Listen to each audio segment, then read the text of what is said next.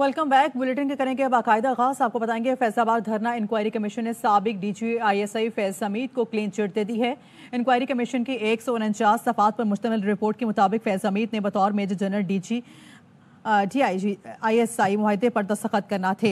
इस वक्त के DG ISI और आर्मी चीफ ने फैज हमीद को मुआहदे की इजाज़त दी थी।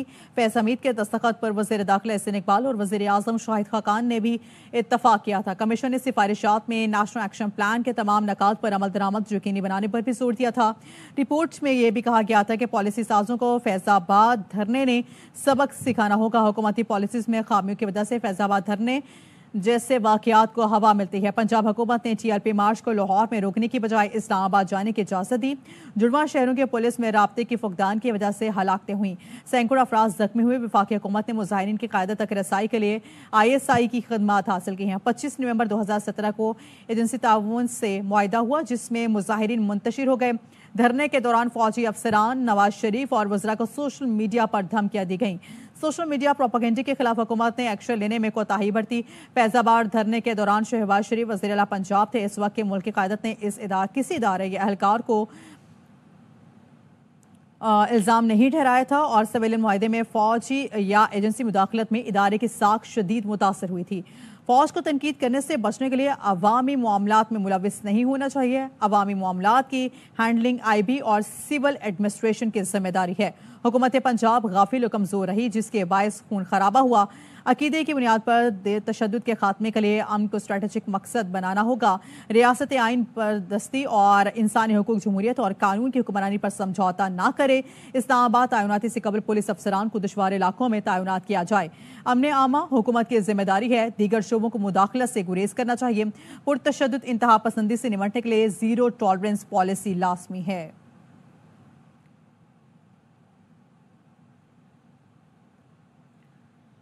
हुकूमत ने पेट्रोलियम मसनूआत की कीमतों में इजाफा कर दिया है। पेट्रोल की कीमत में 4 रुपये 53 पैसे फी लीटर इजाफा किया गया है। पेट्रोल की नई कीमत 293 रुपये 94 पैसे फी लीटर हो गई है। डीजल 8 रुपये 14 पैसे फी लीटर हो गया है। नई कीमत 290 रुपये 38 पैसे मुकर्रर की गई है। मिट्टी का तेल 6 रुपये 69 पैसे महंगा होकर 193 रुपये 8 पैसे फी लीटर और लाइट डीजल 6 रुपये 54 पैसे इजाफे से 174 रुपये 34 पैसे फी लीटर हो गया है। पेट्रोलियम मसनूआत की कीमतों में इजाफे पर शहरी परेशान हैं। कहते हैं कि हुकूमत रिलीफ देने की बजाय महंगाई में इजाफा कर रही है। सस्ती करके पेट्रोल महंगा करने का क्या फायदा इनको हुआ? बात तो वही आ गई, कान इधर से नहीं पकड़ा इधर से पकड़ लिया। पेट्रोल सर ये ज्यादती है हमारे साथ, हर बार ज्यादती करते हैं। हर जो भी आता है वो भी ज्यादती है, ये भी उनसे बढ़ के वो मतलब किससे हम कॉपरेट करें। बराए मेहरबानी ये पेट्रोल का और जो था ये आटे चीनी का ये बुरहान है, इसको कम किया जाए ताकि गरीब आवाम को रिलीफ मिल सके। क्या कहेंगे, कुछ नहीं कह सकते। बोल के क्या करेंगे, तो होना क्या, या तो होना कि उस पर कुछ हो रहा हो। सर मैं क्या बोले, हम तो कुछ नहीं बोल पा रहे। कोई नहीं, ऐसे बढ़ाया यार, क्या बोले इनको, बंदा पता नहीं सर इस बारे में। मैं तो कार्ड यूज कर रहा हूँ, मेरे को इस चीज का आइडिया नहीं। भाईजान महंगाई तो हुई है, अब क्या बोल सकते हैं इसमें। कर रहे हैं गुजारा जैसे कर रहे थे। तो कम है 4 रुपये 53 रुपये पैसे, सही बता रहा हूँ। ये तो और होना चाहिए, कम में 453 रुपये बढ़ना चाहिए। ये आवाम कराची की आवाम है भाई, ये पाकिस्तान है। ऑयल टैंकर्स ऑनर्स एसोसिएशन ने आज से पेट्रोल और डीजल की सप्लाई बंद करने का ऐलान कर दिया है। एसोसिएशन ने कहा है कि इंतजामिया की जानिब से नाप तोल में कमी के खिलाफ आज से गिलगित बल्तिस्तान, रावलपिंडी, इस्लामाबाद और आज़ाद कश्मीर में तरसील मुअत्तल रहेगी। मुल्क के तमाम हवाई अड्डों को भी पेट्रोलियम मसनूआत की सप्लाई नहीं होगी। ऑयल टैंकर्स ऑनर्स एसोसिएशन ने कहा है कि मुतालिबात की मंजूरी तक सप्लाई मुअत्तल रखी जाएगी। एसोसिएशन ने कहा है कि PSO हुकाम और DC इस्लामाबाद को नोटिस भिजवाया गया लेकिन कोई जवाब नहीं मिला। एसोसिएशन ने मुतालिबा किया है कि मीटराइज सिस्टम के तहत भराई के मुतालबे को पूरा किया जाए। यहाँ पे आपको बताएंगे सऊदी वज़ीर ख़ारिजा फैसल बिन फरहान 2 रोज़ा दौरे पर पाकिस्तान पहुंच गए हैं। तर्जुमान दफ्तर ख़ारिजा के मुताबिक नूर खान एयरबेस पहुंचने पर वज़ीर ख़ारिजा इसहाक डार समेत काबीना के अरकान ने पुरतपाक इस्तकबाल किया। दीगर सऊदी वज़रा और हुकाम आज पाकिस्तान पहुंचेंगे। सऊदी वफ़द पाकिस्तान में सरमायाकारी के मौक़े का जायजा लेगा। फरमारवा पाकिस्तान के अवाम की तरक्की और खुशहाली के लिए दुआ गो है। शुक्रन जजील है। عید کی چھٹیاں ختم ہوتے ہی سعودی عرب کے وزیر خارجہ شہزادہ فیصل بن فرحان پاکستان پہنچ گئے۔ وزیر خارجہ اسحاق ڈار سمیت کابینہ ارکان اور اعلیٰ حکام نے سعودی وزیر خارجہ کا پرتپاک استقبال کیا۔ وزیر اعظم شہباز شریف نے رمضان میں سعودی عرب کا دورہ کیا تھا۔ ولی عہد محمد بن سلمان سے ملاقات میں انہیں پاکستان میں سرمایہ کاری کے مواقع سے آگاہ کرنے کے ساتھ ساتھ دورہ پاکستان کی بھی دعوت دی تھی۔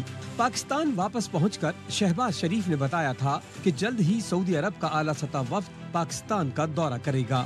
سعودی عرب ہمیشہ مشکل وقت میں پاکستان کے ساتھ کھڑا رہا۔ سعودی فرمانروا پاکستان کے لیے بے پناہ محبت کے جذبات رکھتے ہیں، پاکستان کو کبھی اکیلا نہیں چھوڑیں گے۔ جلد ہی سعودی عرب کا ایک ہائی لیول وفد پاکستان تشریف لا رہا ہے۔ سعودی وفد میں سرمایہ کاری، پانی و زراعت، ماحولیات، صنعت، معدنی وسائل اور توانائی کے وزیر شامل ہیں۔ وفد پاکستان میں سرمایہ کاری کے مواقع کا جائزہ لے گا۔ مختلف معاہدوں اور مفاہمت کی یادداشتوں پر دستخط کی توقع ہے۔ سعودی وزیر خارجہ اور وفد صدر مملکت، وزیر اعظم اور دیگر اعلیٰ حکام سے ملاقاتیں کرے گا۔ Army chief general Asim Munir سے ملاقات کا بھی امکان ہے۔ مزید آپ کو بتائیں گے، سعودی وفد کا دورہ معیشت کے لیے تازہ ہوا کا جھونکا ہے۔ پاکستان میں سرمایہ کاری کے نئے مواقع پیدا ہوں گے۔ وفاقی وزیر اطلاعات عطا تاڑر کہتے ہیں سعودی عرب کی جانب سے زراعت، توانائی اور آئی ٹی سمیت دیگر شعبوں میں سرمایہ کاری کا امکان ہے۔ ریکوڈک منصوبہ بھی زیر غور آئے گا۔ سعودی وفد کا دورہ وزیر اعظم اور آرمی چیف کی مشترکہ کاوش کا نتیجہ ہے۔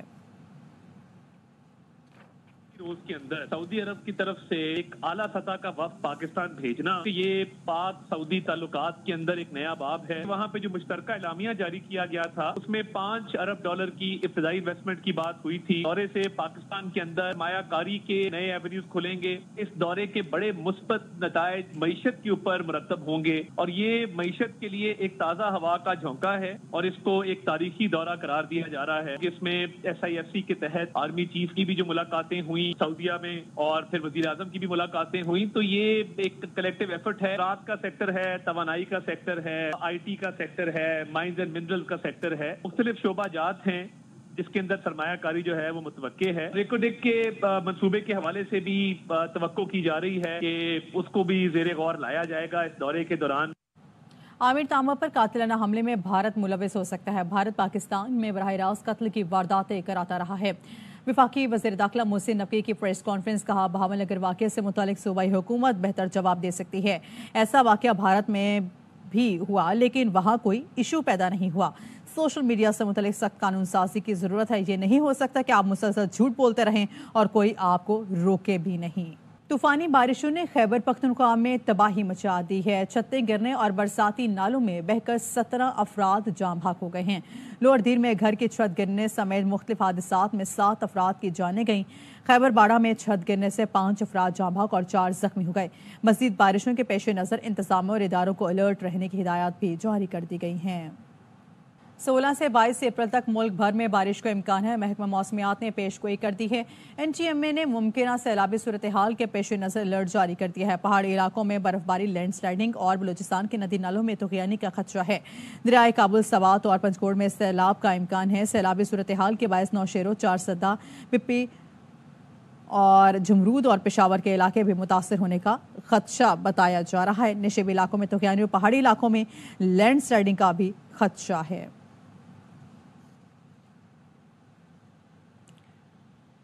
پاک فوج شدید بارشوں کے دوران عوام کی خدمت کے لیے متحرک ہے۔ پاک فوج کا سوات، دی، چترال میں شدید بارشوں سے متاثرہ علاقوں میں ریسکیو آپریشن جاری ہے۔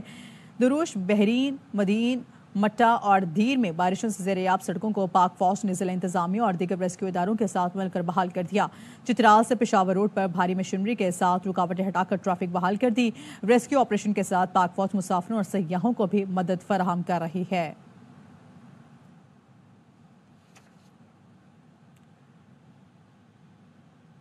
बलूचिस्तान में बारिश से तबाही, आज स्कूल बंद रहेंगे। आसमानी बिजली और छतें गिरने से 8 अफराद की जान चली गई है।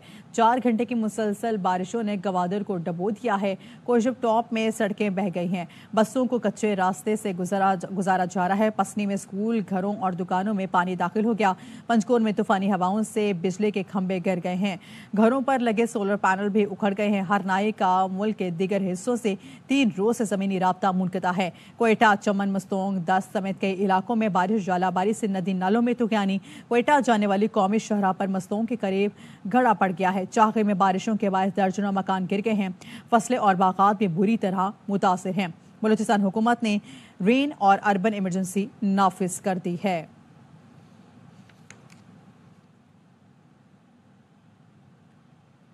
कराची में चंद घंटे की बारिश के बाद गार्डन की सड़क तबाह हो गई है। जगह जगह घड़ों और उनमें जमा पानी ने सफर अजियत बना दिया है।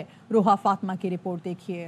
कराची में इतवार के रोज होने वाली बारिश ने इंतजामिया की कारकर्दगी की कली खोल दी। गार्डन हेडक्वार्टर से सदर जाने वाली सड़क पर पानी जमा होने के बायस शहरियों को परेशानी का सामना है। यहाँ का मसला ये है, यहाँ पे सेवरेज का मसला है, ये यहाँ गड्ढे बने हुए हैं, इसमें मसला है, लोग जाते हैं, बड़ी तंगी होती है आने जाने के। हुकूमतों को तो कुछ भी होश नहीं है, बस वो आवाम को उन्होंने खाली सी परेशानी करके रखा हुआ है। ये इतना बड़ा इलाका है, उसमें ये हाल है, तो ये सारा तो हुकूमत को जाता है ना कि वो क्या कर रही है। बारिश का पानी जमा होने से सड़कों पर गड्ढे बन गए, जिसकी वजह से हादसात का खदशा है। शहरियों का कहना है कि अभी तो बादल भी जमकर नहीं बरसे कि शहर का ये हाल हो गया है।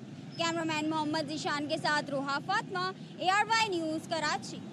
और मजीद खबरें शामिल करेंगे। आपको बताएंगे कि हैदराबाद के करीब ट्रेन में तशद्दुद का निशाना बनने वाली खातून की लाश मिली है। मरियम बीबी की लाश बहावलपुर के करीब चरई गोट से मिली है। खातून के भाई ने इल्जाम लगाया है कि पुलिस एहलकार बहन को मारते पीटते और अपने साथ ले गया था।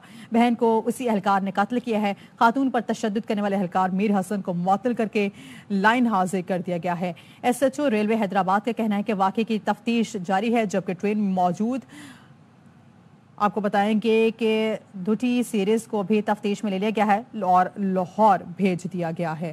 मजीद आपको बताएंगे कराची में जराइम में इजाफा, वज़ीर-ए-आला सिंध के बाद IG ने भी सारा मलबा निगरां हुकूमत पर डाल दिया है।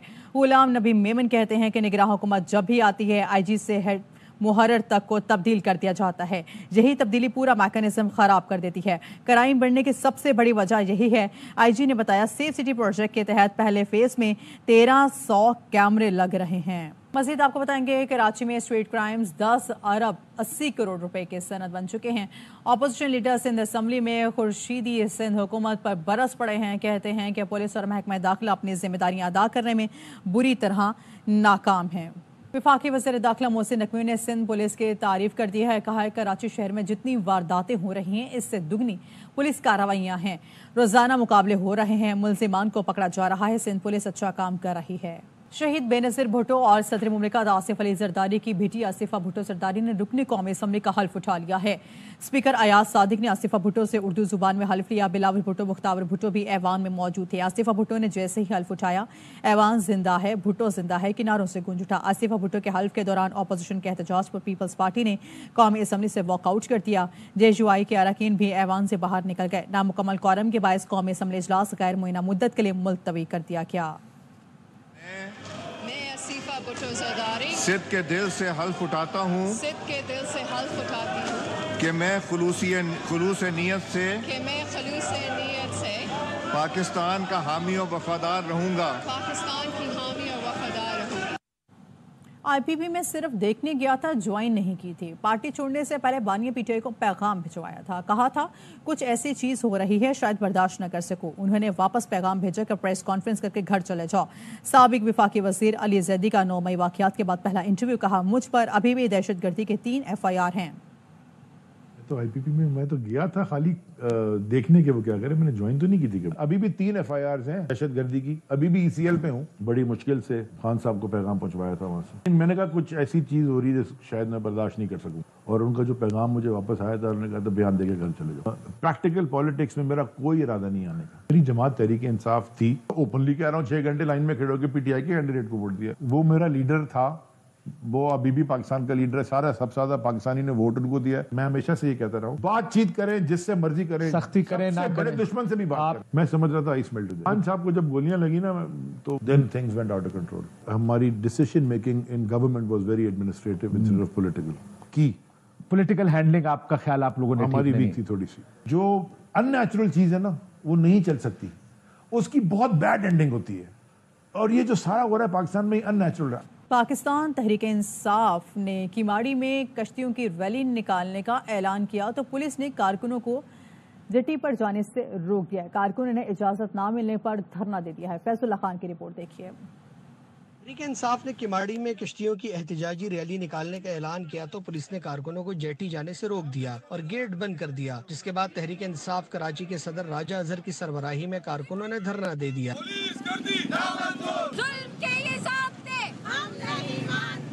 تحریک انصاف سندھ کے صدر حلیم عادل شیخ کہتے ہیں کہ قانون کے دائرے میں رہتے ہوئے احتجاج کرنا ان کا حق ہے. ہمارا لیڈر, ہمارا چیئرمین غیر قانونی طریقے سے جیل میں ہے, اس کی رہائی کے لیے ہمارا حق ہے کہ تمام طبقہ فکر ریلی نکالتا ہے, ہمیں بلاتا ہے, اپنی بات کرنا چاہتا ہے, سب کا حق ہے. پی ٹی آئی رہنماؤں کا کہنا تھا کہ مطالبات تسلیم ہونے تک ان کا احتجاج جاری رہے گا. کیمرامین ذیشان مرغوب کے ساتھ فیض اللہ خان, ARY نیوز, کراچی.